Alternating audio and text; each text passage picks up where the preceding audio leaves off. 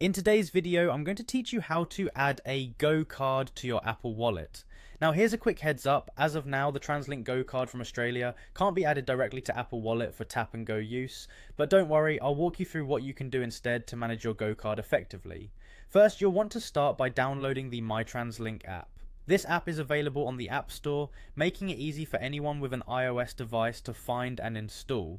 The beauty of this app is that it allows you to manage your Go card balance, check your trip history, and even handle top-ups all in one place. So once you have it on your device, go ahead and open it up. Next, you're either going to register a new account or simply log in if you already have one. This step is vital because having a MyTransLink account lets you link your physical Go card to the app.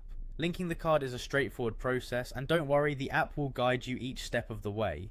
With your account linked, you'll have real-time access to everything related to your Go card. Now, while the Apple Wallet might not yet support Go cards, this is a perfect time to check for digital options within your app. At this stage, some Android users can utilize Google Wallet for similar functions in select trials. Unfortunately for iOS users, this feature isn't available just yet.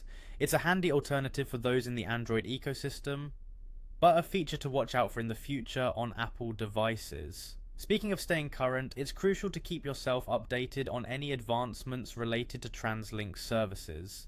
They're constantly evolving, so while you can't add your Go card to Apple Wallet at the moment, keep an eye out for updates. It's entirely possible that Apple Wallet support could be rolled out in the not too distant future, and you wouldn't want to miss it when it happens. By following these steps, you'll be well informed and ready to jump on any new developments as they come. Stay connected through the MyTransLink app and make sure to regularly check any announcements from TransLink. This way you'll maximize your Go card usage while staying informed on technical advancements that might just allow for that coveted Apple Wallet functionality soon.